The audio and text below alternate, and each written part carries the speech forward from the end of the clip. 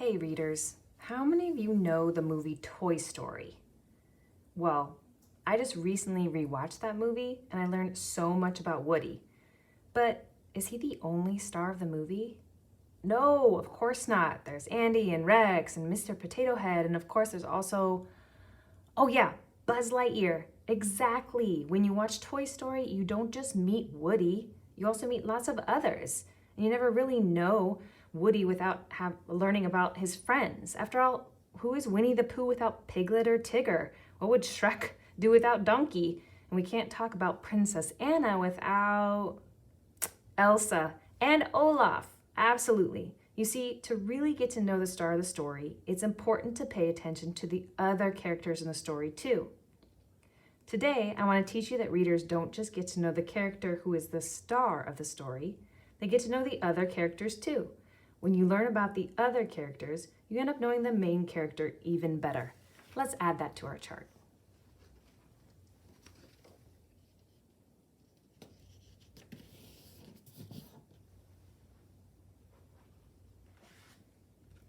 So yesterday, we learned a bunch about Mr. Putter. We learned that he loves to take naps and that he wants to play baseball. And we learned that he has a cat named Tabby. But if we want to know Mr. Putter even better, it'll be important to learn about the other characters. Who else is in the story? Who does Mr. Putter know? And does he have any friends? Family? Let's read to find out. So yesterday we read chapter 1. We got to the end of his basement. And here we are in chapter 2. The team. Mr. Putter found his mitt. Now all we need is a team, he told Tabby. Mr. Putter called his friend and neighbor, Mrs. Teaberry. Aha, so he does have a friend. I wonder what she's like. Let's keep reading. Mrs. Teaberry would know about a team. She was very sporty. She even walked the dog-a-thon with her good dog Zeke. Huh, so we already know that he has a neighbor, and her name is Miss Teaberry. She has a bulldog named Zeke, and she's really sporty. So let's pay attention so we can know her better too. Of course there's a team, said Mrs. Teaberry. It's called the Yankee Doodle Dandies. Am I too old to play? Asked Mr. Putter. Heavens no, said Mrs. Teaberry, handing Zeke a sniffy bone.